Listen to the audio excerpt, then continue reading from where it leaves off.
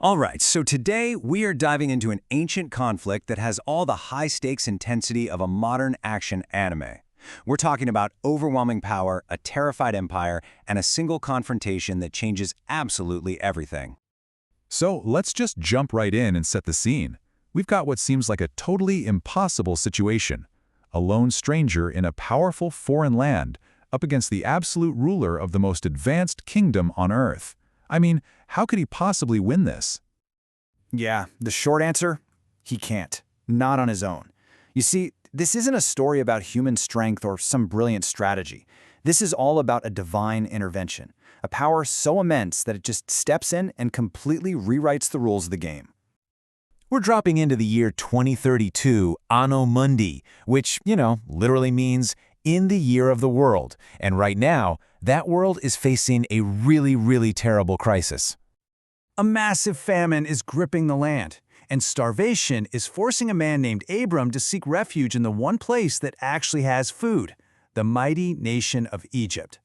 But surviving there comes with its own set of deadly risks.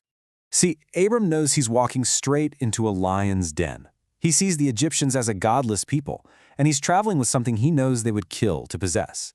His wife, Sarai, whose beauty was apparently legendary. And this is where his fear really kicks in, pushing him to come up with this desperate, multi-layered plan. The cover story is simple. Sarai is his sister. But his secret, last-ditch effort, the real gamble here, is to literally hide her from sight by locking her inside a massive chest, as if she were just another piece of cargo. So you'd think this plan is maybe a bit extreme, but it's what he came up with. Well, it's about to fall apart, immediately, and spectacularly, right at the city gates. I mean, they have barely even set foot in Egypt when they're stopped by the king's guards. It's standard procedure, right? Everyone entering the city has to pay a tithe, a tax, on the goods they're bringing in. But something catches their eye. Amidst all of Abram's possessions, one thing just stands out. This big, securely locked chest. And their curiosity, well, it very quickly turns into suspicion.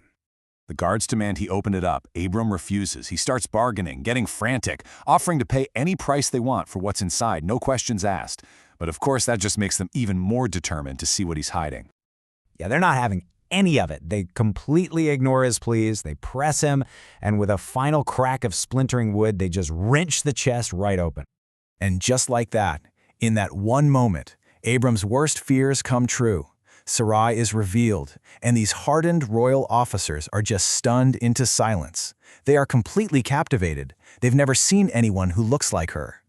And you know how fast word travels. This news just flies up the chain of command.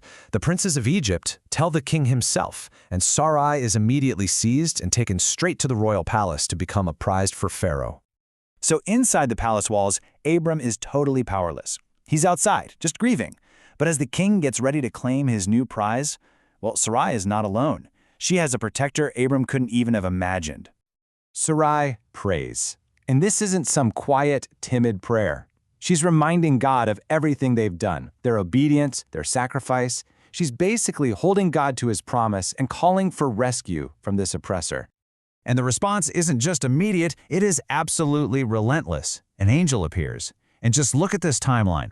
Every single time Pharaoh even tries to get near Sarai, boom, he is struck down violently. The assault goes on all night, getting worse and worse, until it's not just the king, but his entire household is hit with plagues. The palace is just filled with terror and the sound of wailing. So by the time the sun comes up, the absolute power of the Egyptian king, it's been completely and utterly shattered by a force he can't see, can't fight, and definitely can't comprehend. I mean, just look at this total 180. The guy who was an all-powerful king just a few hours before is now just a terrified man. He goes from taking Sarai by force to returning her in fear, from commanding Abram to begging him to just please leave. The next morning, a shaken, tormented Pharaoh summons Abram. But there's no anger in his voice. All you can hear is the bewildered fear of a man who has stared into the face of a power far greater than his own. So you'd think Abram would be in huge trouble for his deception, right? Nope, not at all. The confrontation doesn't end with a punishment, it ends with an act of complete and total surrender from the throne of Egypt.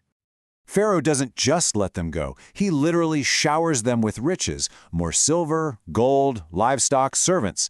He's not giving gifts here. He is paying a ransom. He's desperate to appease the unseen power that has brought his entire house to its knees. And then comes the final move, and this one is just wow.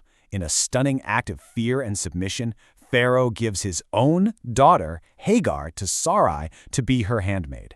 He openly admits that it's better for an Egyptian princess to be a servant in Abram's camp than a queen in a cursed palace. And that really leaves us with a huge question. Was this whole thing just about the rescue of one woman, or was it a cosmic-level demonstration aimed squarely at the most powerful man on Earth? A clear message that no matter how great your empire is, there are always other, higher powers at play.